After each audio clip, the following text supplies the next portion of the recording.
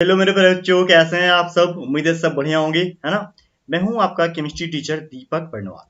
बच्चों, आज हम आपके लिए लेके आए हैं फिर से क्लास नोट्स, और ये क्लास नोट्स क्लास 11 के लिए है। साथ ही ये क्लास नोट्स आपको जेई में, नीट में, है ना, और आपके क्लास 11 के बोर्ड में पूरा पूरा ये क्लास नोट्स काम आएगा। बात समझ रहे मेरी। ये क्लास नोट्स मेरे जो भी हैं यहाँ पे अपलोडेड हैं, सब काफ़ी डिटेल में है, तो आप इसको वीडियो लेक्चर देखने के बाद डाउनलोड भी कर सकते हैं। डिस्क्रिप्शन में इसका लिंक भी मिल जाएगा। ठीक है, चलिए शुरुआत करते हैं। सबसे पहले बात करें केमिकल बॉन्डिंग में। सबसे पहले यहाँ पे हमने इसका इंट्रोडक्शन लिख रखा है। इंट्रोडक्शन के बाद हमने कॉसेल्स लेविस अप्रोच ऑक्टेट रूल क्या होता है ये बताया हमने। मॉडल क्या होता है केमिकल कंपोजिशन का, ठीक है, ये हमने बता दिया है। ठीक है, ऑक्टेट, ड्यूप्लेट, शेयरिंग, ये सब हमने एक करके आपको बता रखा है। उसके बाद बात करें ऑक्टेट को कौन कौन से कंपाउंड जो फॉलो नहीं करते हैं उसको इलेक्ट्रॉन डेफिशिएंट करते हैं, या कुछ को हम सुपर ऑक्टेट करते हैं या एक्सपेंशन ऑफ ऑक्टेट करते हैं, ये भी बात हमने यहाँ पे बता रखा है। ठीक है, ऑड ऑक्टेट बॉन्ड क्या होता है, लेविस डॉट स्ट्रक्चर कैसे बनता है, वैलेंसी क्या है, लेविस सिंबल क्या होता है, कोवलेंट बॉन्ड कैसे फॉर्म होता है। ठीक है, कोवलेंट बॉन्ड बनने के बाद अगर हम बात करें तो Lewis representation of some molecule and ion कैसे बनता है ये हमने बताया है। ठीक है, उसके बाद हमने फॉर्मल चार्ज क्या होता है, फॉर्मल चार्ज बनता कैसे है ये हमने बताया है। फॉर्मल चार्ज बनने के बाद सिग्निफिकेंस ऑफ फॉर्मल चार्ज क्या होता है। ठीक है, सिग्निफिकेंस ऑफ फॉर्मल चार्ज के बाद आयनिक बॉन्ड क्या होता है, आयनिक बॉन्ड के बाद इलेक्ट्रोवैलेंसी क्या होता है, इलेक्ट्रोवैलेंसी के बाद factor governing the formations of ionic bond क्या होता है। ठीक है, आप समझ रहे हैं। लैटिस एनर्जी क्या होता है आयनिक कंपाउंड का, डिपेंड्स अपॉन फॉलोइंग फैक्टर पे क्या क्या डिपेंड करता है। ठीक है, हाइड्रेशन एनर्जी क्या होता है आयनिक बॉन्ड का।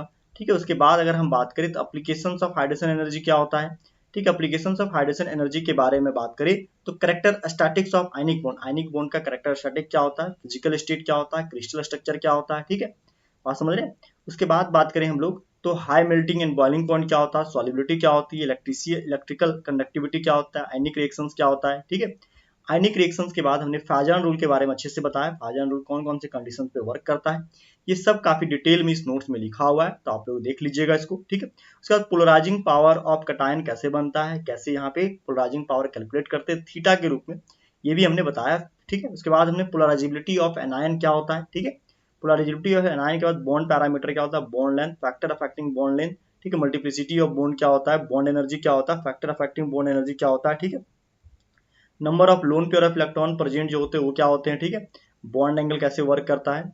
बॉन्ड एंगल के बाद बात करें हम लोग, ठीक है, तो बॉन्ड एंगल डिफरेंट मॉलिक्यूल में क्या क्या होता है, बॉन्ड ऑर्डर किस तरह से वर्क करता है, फर्स्ट सेकंड थर्ड फोर्थ, सब कुछ हमने बताया। रेजोनेंस स्ट्रक्चर क्या होता है। ठीक है, रेजोनेंस स्ट्रक्चर के बारे में बात करें हम लोग तो यहाँ पे rules to write canonical form, canonical form को कैसे लिखा जाता है ये हमारे पास। कैनोनिकल फॉर्म लिखने के बाद हमने स्टेबिलिटी ऑफ रेजोनेटिंग स्ट्रक्चर क्या होता है ये हमने लिखा। रेजोनेटिंग स्ट्रक्चर के बाद डायपोल मोमेंट क्या होता है, डायपोल मोमेंट का एग्जांपल क्या होता है। ठीक है, डायपोल मोमेंट के एग्जांपल के बाद हमने रिप्रेजेंटेशन ऑफ डायपोल मोमेंट क्या होता है। ठीक है, कंपाउंड क्या होता है, एप्लीकेशंस ऑफ डायपोल मोमेंट क्या होता है। ठीक, दोनों बाद में बताया। उसके बाद valence shell electron pair repulsion theory जिसको बोलते हैं भेस्पर थ्योरी, ये क्या होता है ये भी हमने लिख दिया है। ठीक है, टू मेन पोस्टुलेट क्या होता है भेस्पर थ्योरी का, ये भी हमने लिखा है। ठीक है, सारे पॉइंट को करके हमने मेंशन कर दिया। Repulsive interactions of electron pair क्या होता है, ये कैसे घटता है भेस्पर थ्योरी, ये सारा बात हमने यहाँ पे बता रखा है।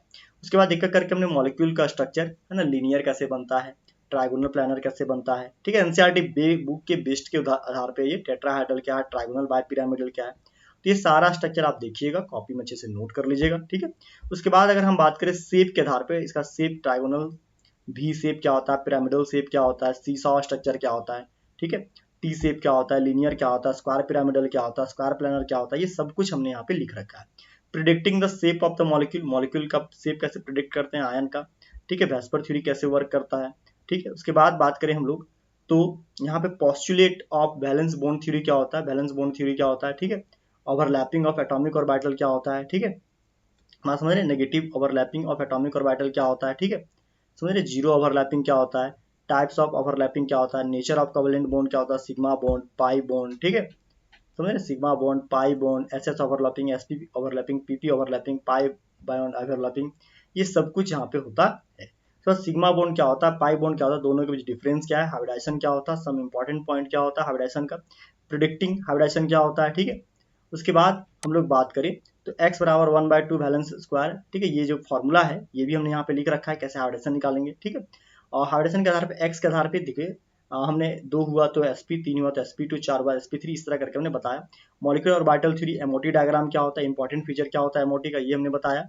उसके बाद हमने कंडीशंस ऑफ एटॉमिक ऑर्बिटल क्या होता है, ammo diagram, linear combination of atomic orbital क्या होता है, लोको रूल, ठीक है। एनर्जी लेवल डायग्राम क्या होता है मॉलिक्यूलर ऑर्बिटल का, ये हमने बताया।